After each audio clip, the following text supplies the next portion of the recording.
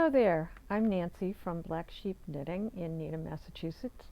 Those of you who know me will see that I have a different hair thing going on here. I finally got up the nerve to go to a hairdresser because they have a mask mandate, and of course I'm still worried about COVID, but anyway, I got my hair colored and I'm kind of enjoying it. Today I wanted to talk to you about your little knitting bag and the things that you should carry with you at all times. We have a lot of people who come in for help, and they often haven't brought any tools with them, and they don't keep tools in their yarn bag.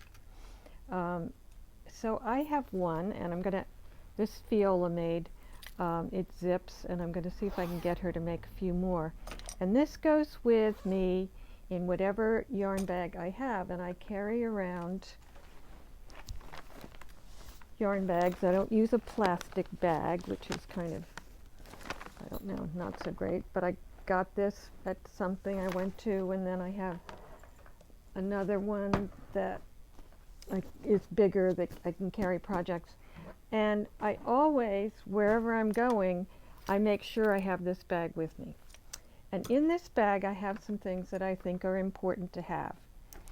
The first one that I recommend is the Susan Bates Knit Check.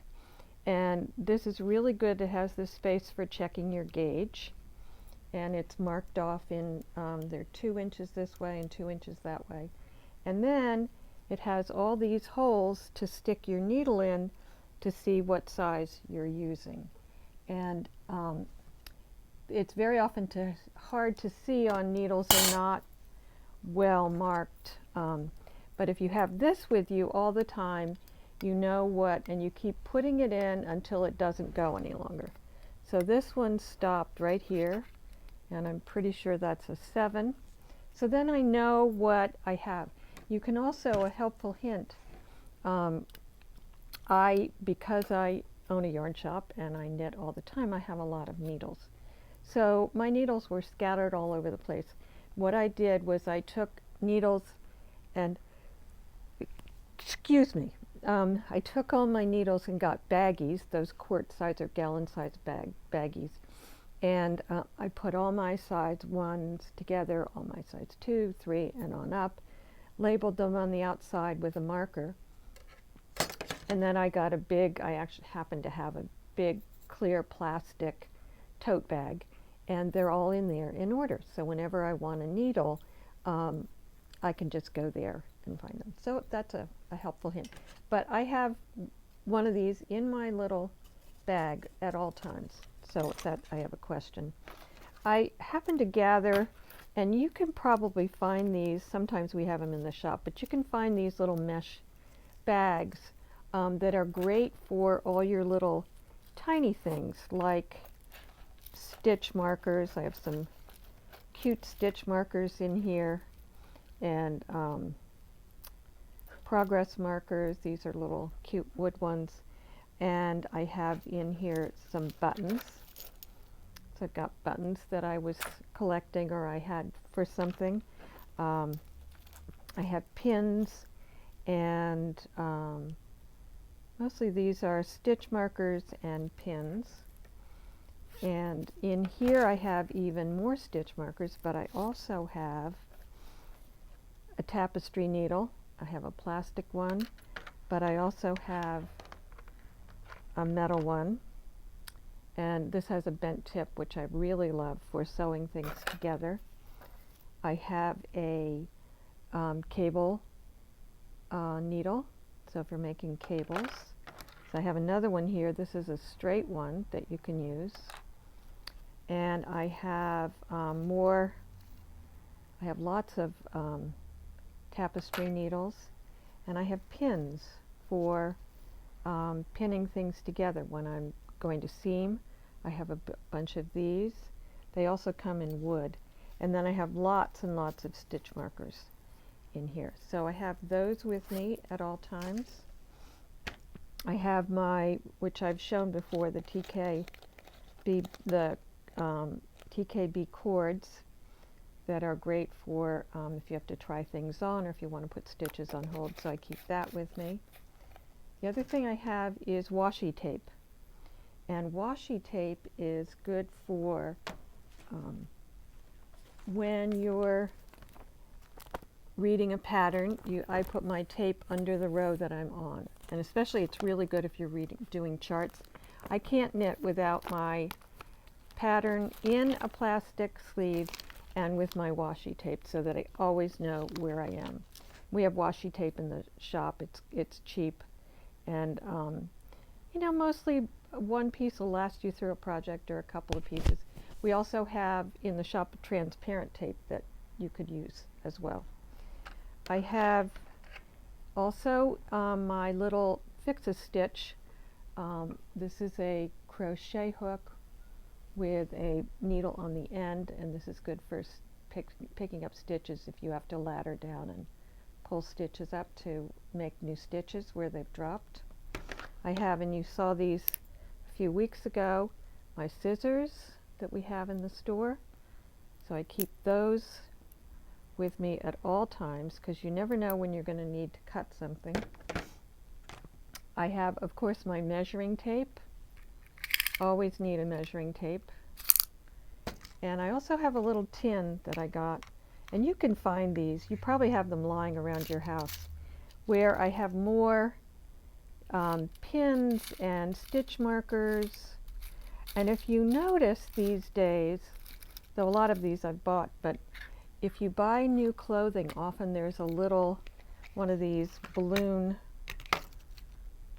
maybe that's light bulb type stitch markers, but they also have tags from new clothing are put on with these, and so I collect those if I happen to buy anything new. And then I don't have these point protectors in my bag right now, but and I don't usually use them very often, but they are very handy to have. We sell those. And then this is called a chibi, and this is what you can put all your tapestry needles in. And I seem to have a huge collection of them, I've noticed. But this is a very useful thing. So I recommend that you travel around to the yarn shop and to doctor's appointments or wherever you're going with your knitting in a bag like this. And I'm going to get Fiola to make some more, but you can sometimes use, you get those free cosmetic bags with makeup and stuff. They're also useful for that. So I have that little tidbit for you. The other thing is I wanted to show you some new yarns in the shop that we just got in.